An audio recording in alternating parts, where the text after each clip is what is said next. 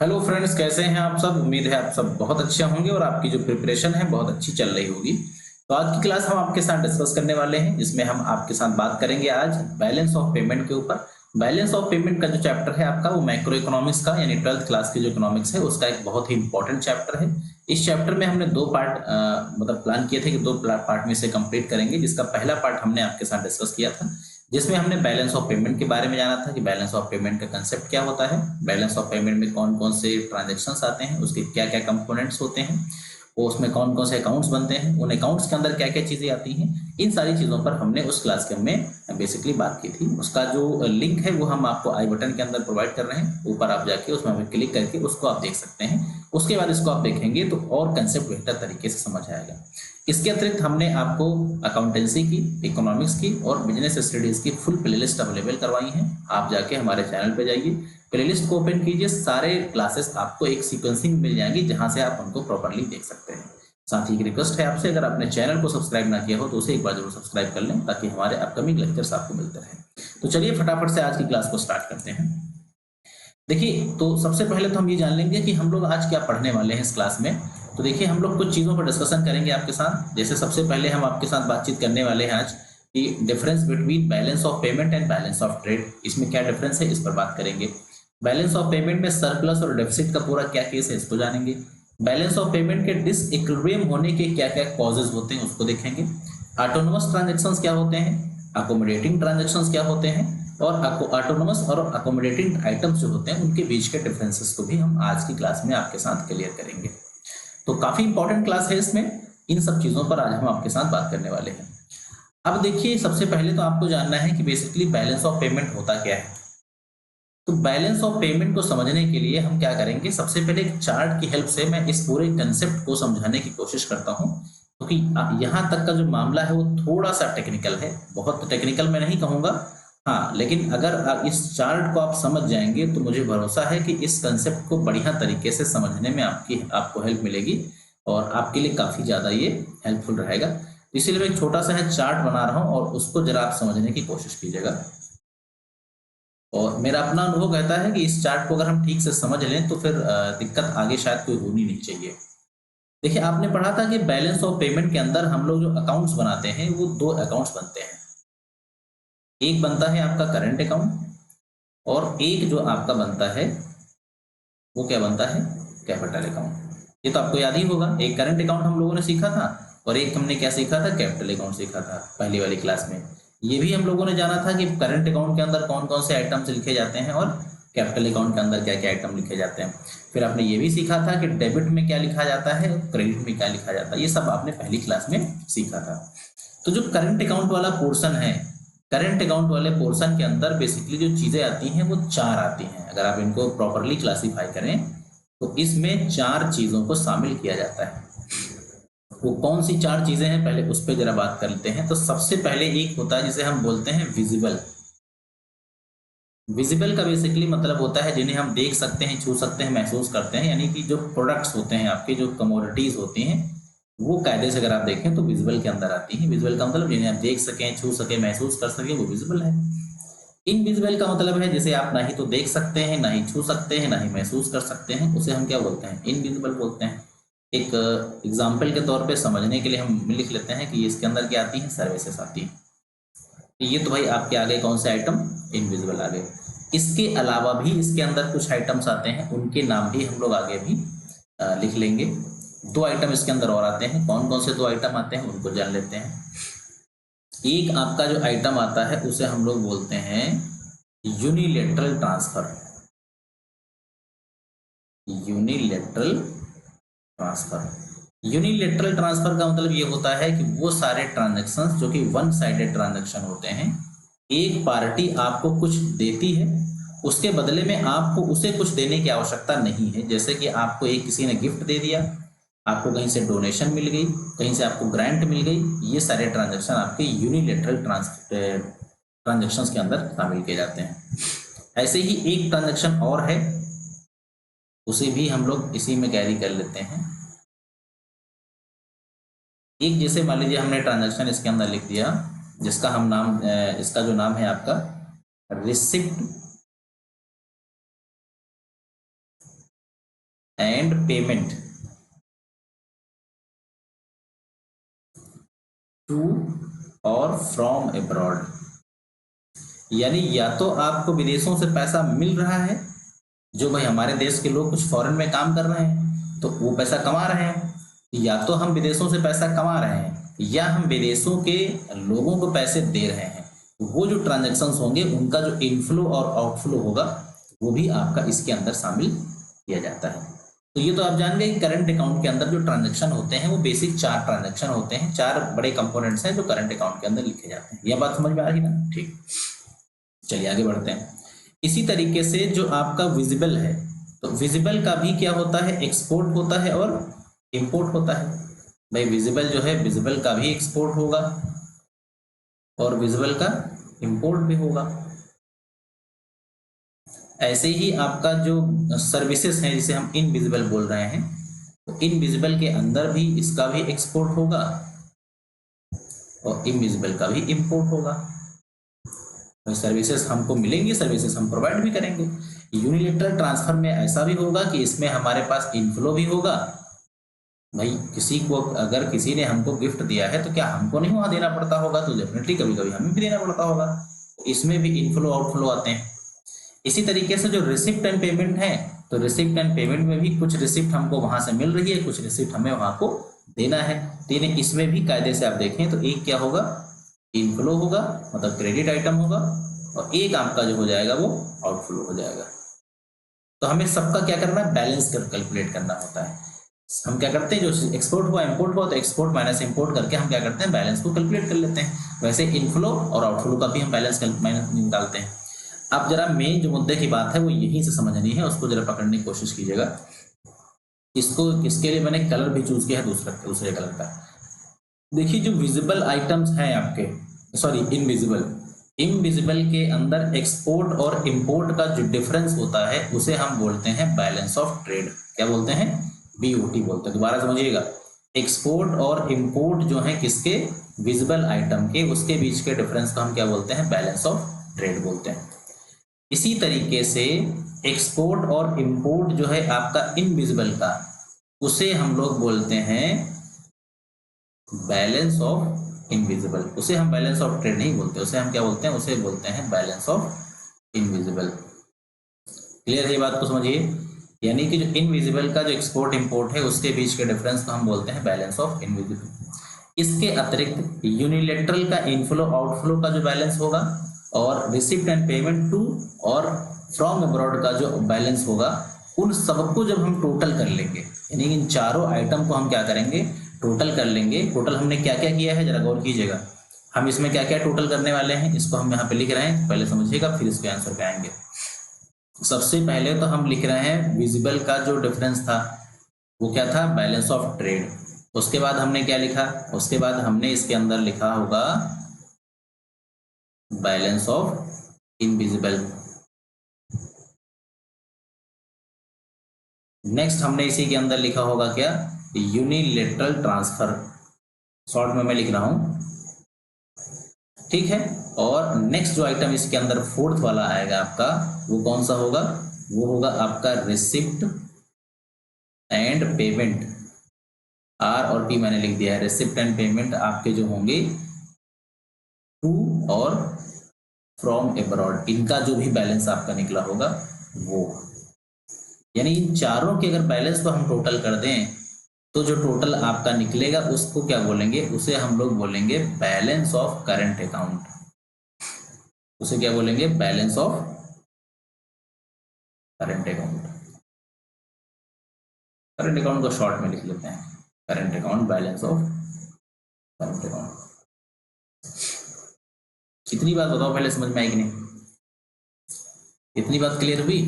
वापस देखिएगा, current account के अंदर 4 आइटम है, visible, invisible, unilateral transfer, receipt and payment to from abroad. तो विजिबल के एक्सपोर्ट इंपोर्ट के डिफरेंस को बोलते हैं बैलेंस ऑफ ट्रेड, इनविजिबल के एक्सपोर्ट इंपोर्ट के डिफरेंस को बोलते हैं बैलेंस ऑफ इनविजिबल, यूनिलेटरल का आपका इनफ्लो आउटफ्लो का डिफरेंस, और रिसिप्ट एंड पेमेंट का इनफ्लो आउटफ्लो का डिफरेंस। इन चारों का जो टोटल होगा, उस चारों के टोटल को हम बोलेंगे बैलेंस ऑफ करंट अकाउंट। तो balance of trade, balance of invisible, unilateral transfer, receipt and payment, और इन सबका टोटल क्या हो जाएगा, बैलेंस ऑफ करंट अकाउंट। ठीक है, इतनी बात तो समझ में आ गई होगी। अब आ जाओ जरा आप इस तरफ। अब कहाँ पे आना है, अब आपको चले आना है वापस करंट अकाउंट पे, सॉरी कैपिटल अकाउंट पे। कैपिटल अकाउंट के अंदर आपने पढ़ा था, आपको याद भी होगा, इसके अंदर भी 3 आइटम हम लोगों ने पढ़े थे। वो कौन कौन से 3 आइटम थे? तो सबसे पहला आपका आइटम जो था वो था बारोइंग्स एंड लेंडिंग्स। भाई दूसरे देशों से हम लोग पैसे उधार भी लेते हैं, उनको जरूरत पड़ती है तो हमसे पैसे लेके जाते हैं, तो दोनों काम करते हैं हम लोग। दूसरी चीज इसके अंदर होती थी इन्वेस्टमेंट। इन्वेस्टमेंट 2 तरीके से होती है, एफडीआई से होती है और एफपीआई से होती है, ये भी आपने पढ़ा था पिछले लेक्चर में। तीसरी चीज होती है जिसको हम बोलते हैं कैपिटल रिसिप्ट। तो कैपिटल रिसिप्ट कैसे होती है, या तो हम लोन लेके कैपिटल रिसिप्ट लेते हैं जिसमें लायबिलिटी बढ़ती है, या अपनी हम किसी एसेट को बेच के कैपिटल रिसिप्ट करते हैं। तो इन तीनों आइटम्स में इनफ्लो और आउटफ्लो दोनों चीजें होंगी। भाई इनमें सब में क्या होगा, इनफ्लो आउटफ्लो होगा। तो इनफ्लो आउटफ्लो का जो भी डिफरेंस फाइनल निकल के आएगा, यानी इन तीनों आइटम्स में इनफ्लो आउटफ्लो का जो फाइनल डिफरेंस निकल के आएगा, उसको मैं यहाँ थोड़ा सा बढ़ा के लिखता हूं ताकि आप समझ जाएं। यानी ये जो कैपिटल ट्रांजैक्शन है, तो कैपिटल ट्रांजैक्शंस के अंदर भी क्या होंगे, तीनों में होंगे आपके क्या, इनफ्लो होंगे और आउटफ्लो होंगे। तो इनफ्लो और आउटफ्लो का जो भी डिफरेंस आपका निकलेगा, उस डिफरेंस को हम बोलते हैं balance of capital account. Balance of capital account. अब ये जो बैलेंस ऑफ कैपिटल अकाउंट निकला है और ये जो बैलेंस ऑफ करंट अकाउंट निकला है, इन दोनों को आपस में क्या कर दो, प्लस कर दो। समझते चलिएगा, इसमें कुछ गड़बड़ी ना हो। यानी कि बैलेंस ऑफ करंट अकाउंट और बैलेंस ऑफ कैपिटल अकाउंट, अगर इन दोनों को आपस में प्लस कर दें तो जो बनेगा वो बनेगा बैलेंस ऑफ पेमेंट। क्लियर हो गया? तो balance of current account plus balance of capital account का जो टोटल होता है वो क्या बनता है आपका, वो बनता है आपका balance of payment. Balance of payment या तो इक्वल हो सकता है, या तो प्लस में हो सकता है, या तो माइनस में हो सकता है।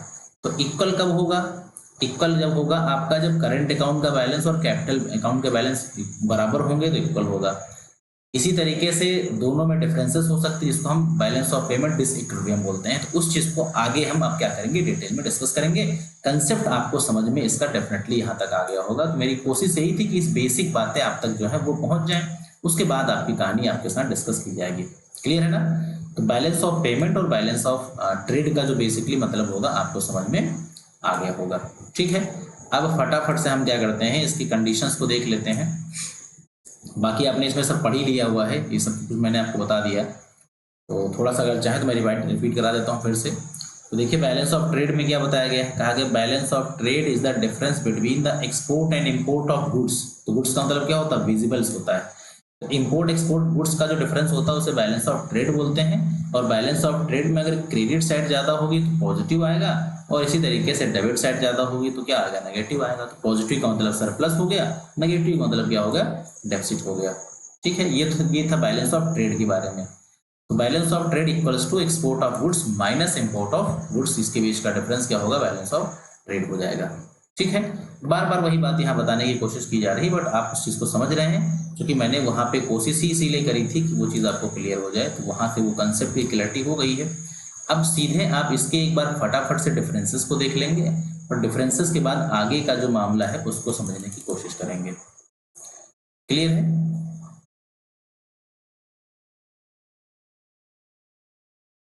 कुछ थोड़ा सा दिक्कत हो रही है, मैं इसे जरा चेक करने की कोशिश कर लेता हूँ।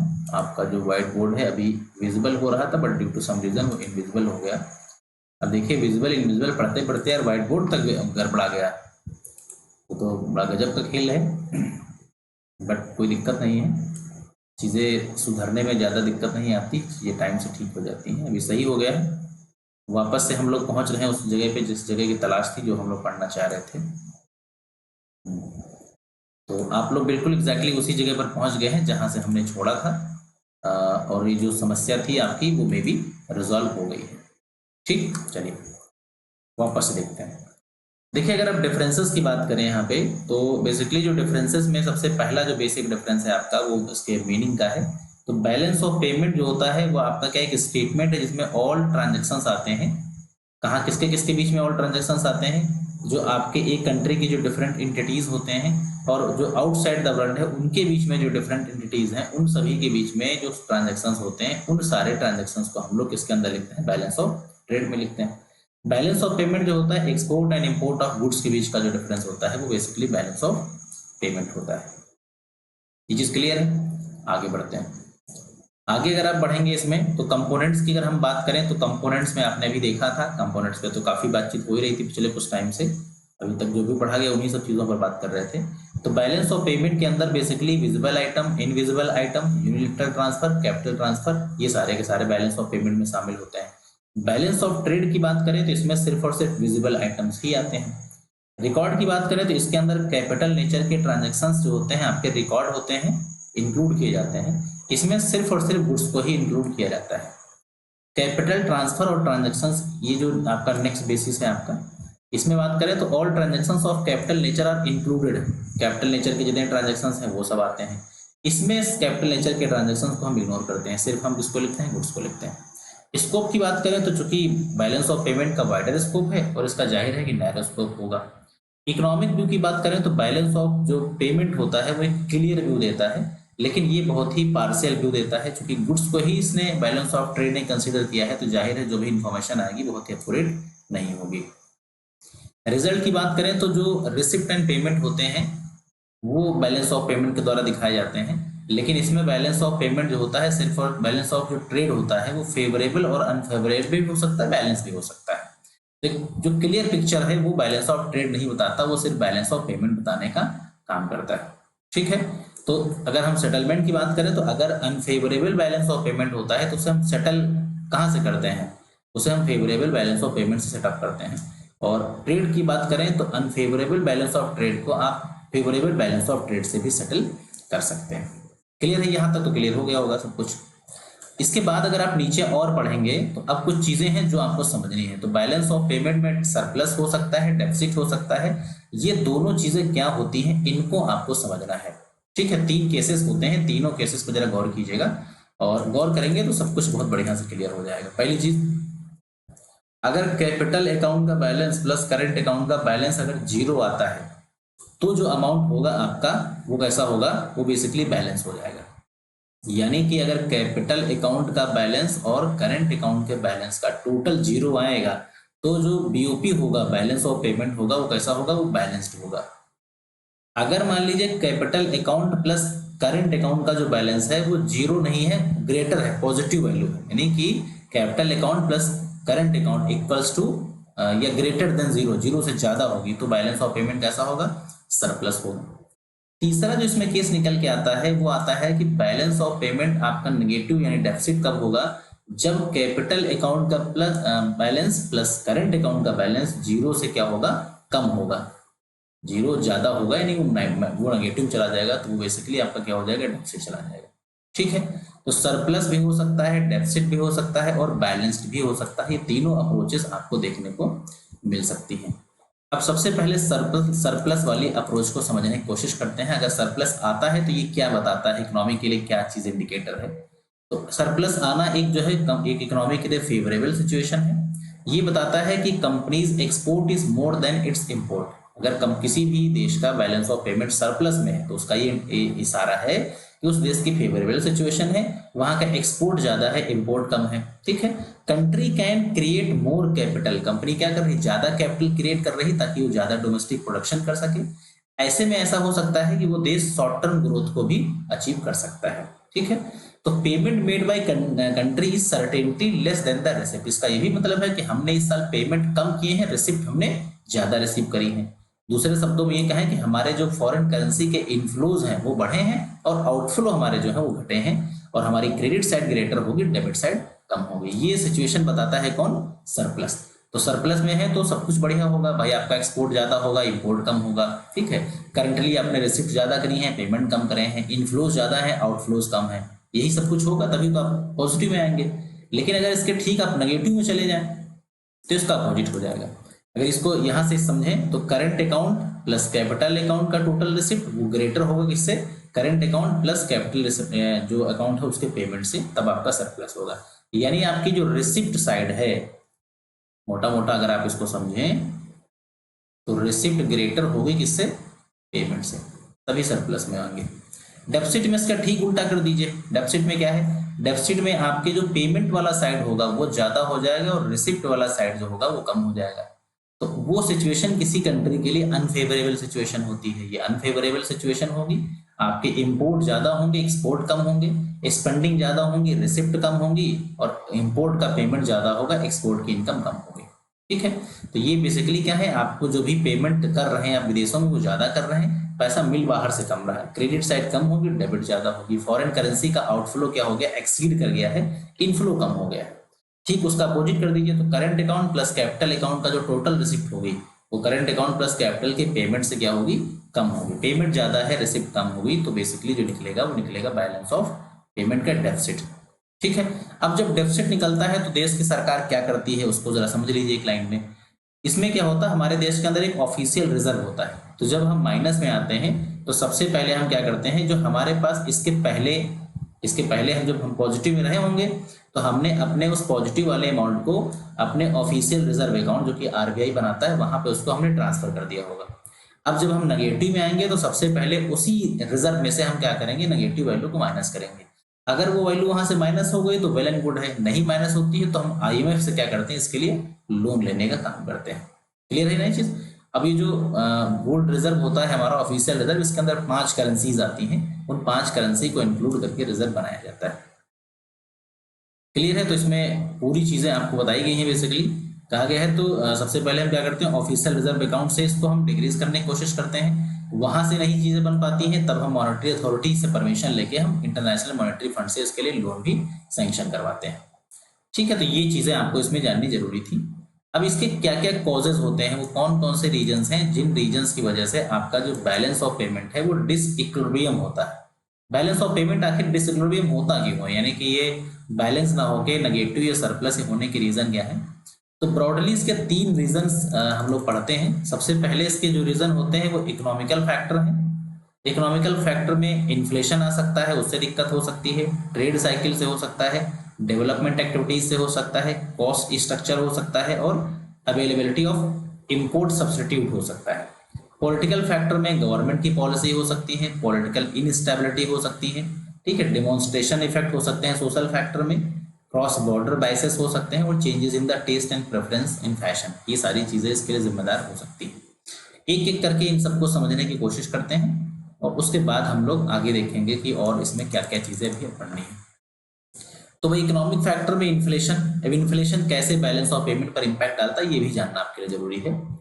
तो जनरली इन्फ्लेशन में क्या होता है कि कंट्री के अंदर प्राइस जो होते हैं आपके बेसिकली वो इंक्रीज हो जाते हैं, और प्राइस इंक्रीज होने से क्या होता है, महंगाई आ जाती है। यानी कि इन्फ्लेशन में परसिस्टेंट राइज होता है price of goods and services में, जो कि लगातार प्राइस आपके बढ़ते चले जाते हैं, तो उससे क्या होता है, आपका इन्फ्लेशन हो जाता है। तो जब आपका इन्फ्लेशन होता है तो उससे इम्पैक्ट क्या पड़ता है, तो उससे इम्पैक्ट क्या पड़ता है कि जब आपका प्राइस बढ़ जाएगा तो उससे आपकी जो सैलरी होगी, अगर आपकी जो सैलरी होगी वो क्या होगी, हाई हो जाएगी, higher price of raw material हो जाएंगे, ठीक है। एक्सपोर्ट आपका जो होगा एक्सपेंसिव हो जाएगा, इंपोर्ट जो होगा आपका चीपर हो जाएगा। एक्सपोर्ट करना महंगा पड़ेगा, इंपोर्ट करना क्या होगा, सस्ता पड़ेगा। भाई इन्फ्लेशन चल रहा होगा तो चीजें क्या होंगी, महंगी होंगी। जब चीजों के रेट बढ़ रहे होंगे तो इसका मतलब उस पर लेबर भी जो लगती है वो भी महंगी होगी, रॉ मटेरियल भी महंगा मिलेगा, सब कुछ महंगा मिलेगा, तो एक्सपोर्ट क्या होगा, महंगा पड़ेगा आपको, बाहर से सामान आपको सस्ता मिल जाएगा। तो उससे क्या होगा, आपका उसका रिजल्ट ये होता है कि आपका जो बैलेंस ऑफ पेमेंट है वो डेफिसिट हो जाता है। तो इन्फ्लेशन की वजह से बैलेंस ऑफ पेमेंट क्या होता है, डेफिसिट होता है। रीजन समझ में आ रहा होगा, जब प्राइस बढ़ेंगे तो जो गुड्स हैं उसकी कॉस्ट बढ़ेगी, लेबर की कॉस्ट बढ़ेगी, ओवरऑल प्रोडक्शन कॉस्ट बढ़ेगी। तो प्रोडक्शन कॉस्ट बढ़ेगी तो हमें अपने देश में उस गुड्स को बनाने में महंगा पड़ेगा, और विदेशों से जब खरीदेंगे तो हमें सस्ता पड़ेगा, तो उससे विदेशों से खरीदेंगे, इंपोर्ट बढ़ेगा, इंपोर्ट बढ़ेगा तो बैलेंस ऑफ पेमेंट डेफिसिट हो जाएगा। ट्रेड साइकिल की बात करें तो ट्रेड साइकिल में क्या आता है, भाई बूम सिचुएशन होती है, एक रिसेशन होती है, एक डिप्रेशन होती है, एक रिकवरी होती है, ये तो आपने पढ़ा ही होगा। तो ये जो चारों सिचुएशन होती है ट्रेड साइकिल के अंदर आती हैं। तो बूम एंड रिकवरी जो होती है वो पॉजिटिव चेंजेस लेकर आती है, पॉजिटिव चेंजेस कैसे लाती है? जब कोई चीज बूम पर होती है या रिकवर कर रही होती है तो उससे क्या होता है, लेवल ऑफ इन्वेस्टमेंट इकोनॉमी का बढ़ता है, इनकम बढ़ती है, प्रोडक्शन बढ़ता है। लेकिन रिसेशन और डिप्रेशन में क्या होता है, ये नेगेटिव चेंजेस लेके आता है। इससे क्या होगा, इन्वेस्टमेंट घट जाएगा, रेवेन्यू घट जाएगी, प्रोडक्शन घट जाएगी। तो अगर मान लीजिए शुरुआत की बूम और बूम ये चल रहा है या तो रिकवरी चल रही है, तो उससे क्या होगा, उससे आपका बैलेंस ऑफ पेमेंट जो होगा पॉजिटिव रहेगा, उससे बैलेंस ऑफ पेमेंट क्या होगा, पॉजिटिव रहेगा। लेकिन रिसेशन और डिप्रेशन के केस में क्या होता है कि आपका बैलेंस ऑफ पेमेंट डेफिसिट होता है। और रिकवरी के केस में और जो आपका रिसेशन है, सॉरी रिसेशन नहीं, रिकवरी और बूम के केस में क्या होगा, आपका बैलेंस ऑफ पेमेंट सरप्लस में रहेगा।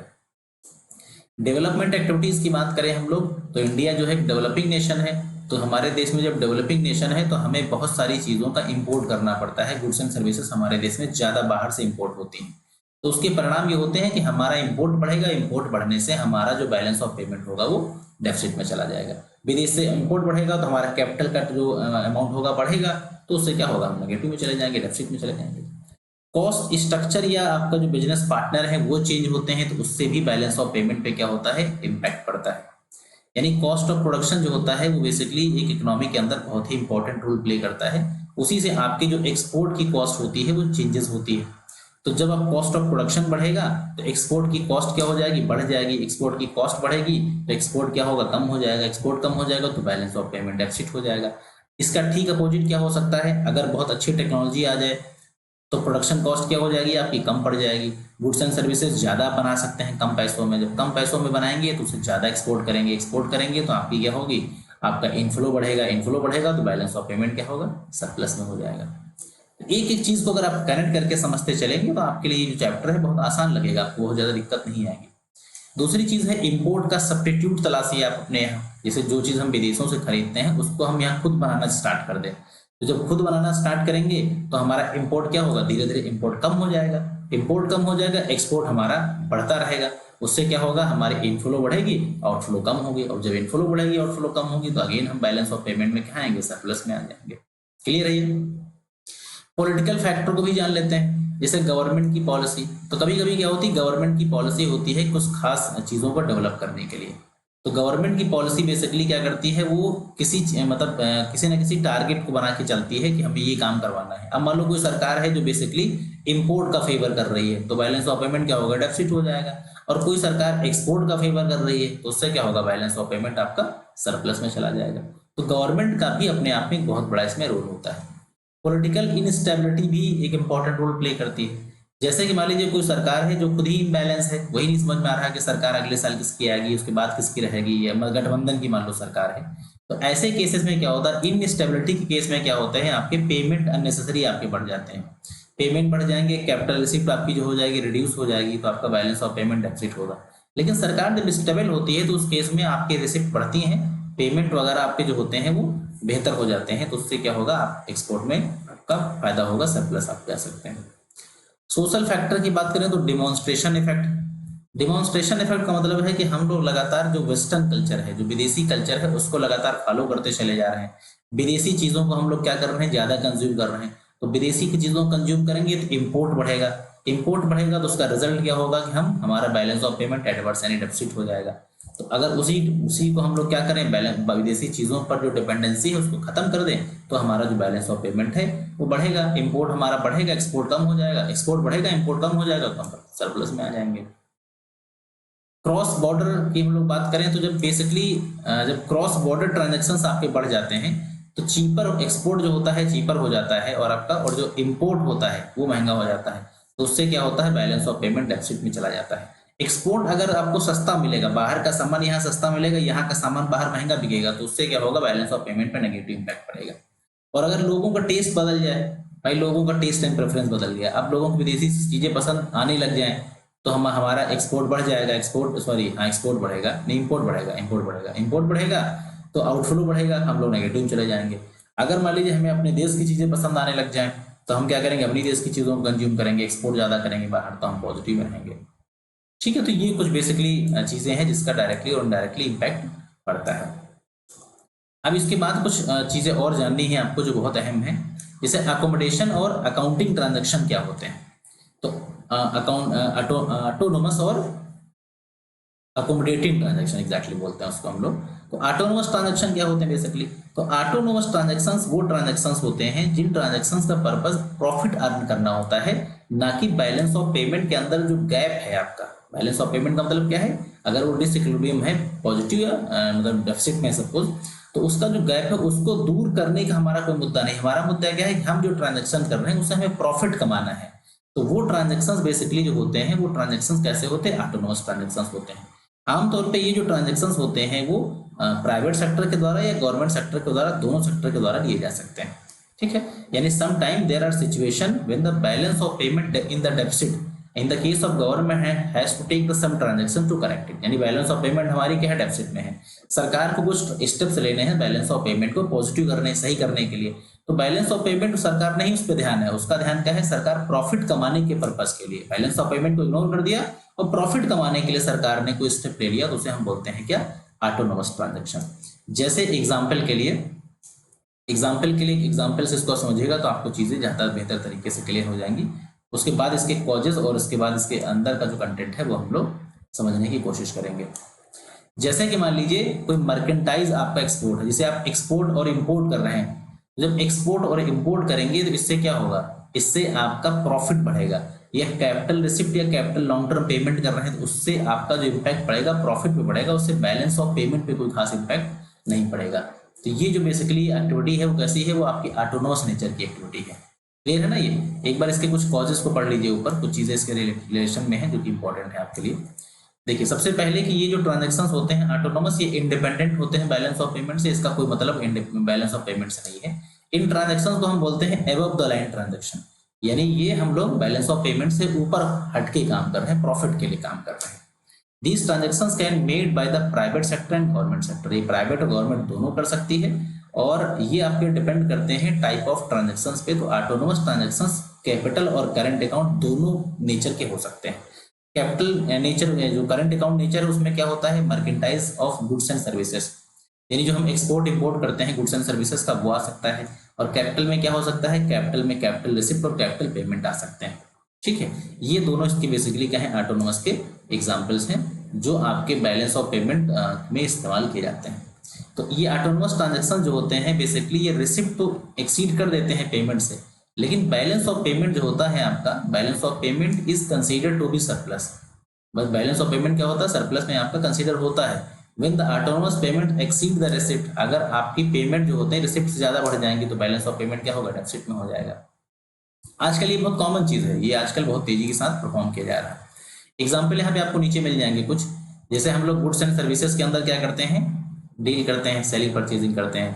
वन साइडेड ट्रांजैक्शन जैसे आपके हो गए, वन साइडेड मतलब वही आपका जैसे हम लोग गिफ्ट बोलते हैं, डोनेशन बोलते हैं, वो सारे इसके अंदर रहते हैं। कैपिटल ट्रांसफर होते हैं, तो ये सारे ऑटोनोमस नेचर के ट्रांजैक्शंस होते हैं। क्लियर है ये? चलिए अब आते हैं अकोमोडेटिंग ट्रांजैक्शंस पे। तो अकोमोडेटिंग ट्रांजैक्शन क्या होते हैं? अकोमोडेटिंग ट्रांजैक्शंस बेसिकली वो ट्रांजैक्शंस होते हैं जिन ट्रांजैक्शंस का पर्पस बैलेंस ऑफ पेमेंट के डिसइक्विलिब्रियम को क्या होता है? खत्म करना होता है। यानी बैलेंस ऑफ पेमेंट के में जो गैप है उस गैप को खत्म करने के लिए कुछ ट्रांजैक्शंस किए जाते हैं। इन ट्रांजैक्शंस का पर्पस जो होता है आपका प्रॉफिट कमाना नहीं होता है, यानी सिर्फ और सिर्फ बैलेंस ऑफ पेमेंट का पर्पस क्या है कि जो बैलेंस ऑफ पेमेंट का गैप है उसे करेक्ट किया जाए। प्रॉफिट कमाना यहाँ पे आपका पर्पस नहीं है। ठीक है ना? तो it can be said that the transactions are dependent. ये कैसे होते हैं? बैलेंस ऑफ पेमेंट पर डिपेंडेंट होते हैं। इनका पर्पस प्रॉफिट कमाना नहीं होता है। ये ट्रांजैक्शंस ऐसे होते हैं जो ऑटोनोमस ट्रांजैक्शंस का एक रिजल्ट है, यानी उसी के रिजल्ट को आगे कैरी करते हैं।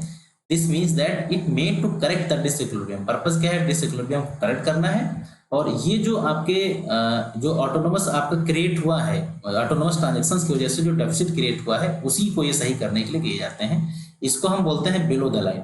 प्रॉफिट अर्न करना एबव द लाइन है, ये क्या है? बिलो द लाइन है। So these transactions can only made by the government. ये ट्रांजैक्शन सिर्फ गवर्नमेंट कर सकती है, प्राइवेट नहीं कर सकता। लेकिन उससे ऑटोनोमस जो है प्राइवेट गवर्नमेंट दोनों कर सकते हैं, लेकिन अकोमोडेटिंग सिर्फ और सिर्फ कौन कर सकता है? प्राइवेट बॉडी कर सकती है, गवर्नमेंट बॉडी कर सकती है। तो autonomous take places on the capital account, और इसका इंपैक्ट सिर्फ कैपिटल अकाउंट पे पड़ता है, इसका उस पर इंपैक्ट नहीं पड़ता है करंट अकाउंट पे। It can take places in the form of borrowing and international institutions. और जैसे मान लीजिए हमारे देश की बैलेंस ऑफ पेमेंट डेफिसिट में है तो हम इंटरनेशनल फंड से क्या कर सकते हैं? बारो कर सकते हैं, ये हो सकता है। It must be noted that there is no movement of goods and services. इसमें गुड्स एंड सर्विसेज का कोई मूवमेंट आपका नहीं होता है, सिर्फ और सिर्फ कैपिटल नेचर के ट्रांजैक्शन इसके अंदर होते हैं। एग्जाम्पल अगर आप देखें तो जैसे मान लीजिए बैलेंस ऑफ पेमेंट सही करने के लिए इंटरनेशनल मॉनेटरी फंड से लोन लेना या फॉरेन एक्सचेंज रिजर्व से उसका इस्तेमाल करना, ये इसके कुछ एग्जाम्पल्स हैं। ठीक है ना, तो बेसिकली इसका मतलब तो समझ में आ ही गया होगा। बस 2-3 डिफरेंसेस के साथ मैं इस कहानी को खत्म करता हूँ यहीं पे। तो सबसे पहले ऑटोनोमस ट्रांजैक्शंस का पर्पस क्या होता है? प्रॉफिट को मैक्सिमाइज करना, और इनका पर्पस होता है बैलेंस ऑफ पेमेंट को करेक्ट करना। किसका? अकोमोडेशन का। बैलेंस ऑफ पेमेंट आइडेंटिटी की बात करें तो यहाँ पर कहा गया है कि ये ट्रांजैक्शंस बैलेंस ऑफ पेमेंट को आइडेंटिफाई नहीं करते हैं, ना ही उसे बेसिकली ये पॉजिटिव और इफेक्टिव में से कन्वर्ट करते हैं, क्योंकि ये इंडिपेंडेंट होते हैं। ये बेसिकली कैसे होते हैं? डिपेंडेंट होते हैं, पॉजिटिव और नेगेटिव पर इसका इम्पैक्ट पड़ता है। स्टेप लेने की बात करें तो ये ऑटोनोमस जो होते हैं, प्राइवेट बॉडी गवर्नमेंट बॉडी दोनों कर सकती हैं, लेकिन इसे सिर्फ और सिर्फ गवर्नमेंट के द्वारा परफॉर्म किया जाता है। तो ये बेसिकली हमारी क्लास थी आज की, सेकंड पार्ट, जिसके अंदर हमने आपके साथ बैलेंस ऑफ पेमेंट का जो कंसेप्ट है, बैलेंस ऑफ ट्रेड का कंसेप्ट है, इन चीज़ों को डिस्कस किया। इसके अतिरिक्त हमने आपके साथ कुछ और चीज़ों पर डिस्कशन किया जो आपके एग्जाम के लिए काफ़ी इंपॉर्टेंट था। इसके अतिरिक्त हमने इसके कॉजेस को जानने की कोशिश की, और इस चैप्टर से संबंधित जो जो बेसिक पॉइंट्स थे आपके साथ, वो सारे के सारे हमने आपके साथ डिस्कस किए। तो मुझे उम्मीद है कि ये जो क्लास आपकी रही वो काफ़ी हेल्पफुल क्लास रही होगी।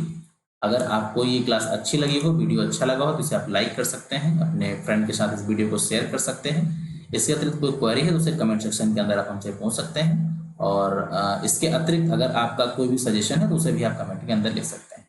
मिलते हैं नेक्स्ट वीडियो के साथ। So thanks for watching this video. Have a nice day.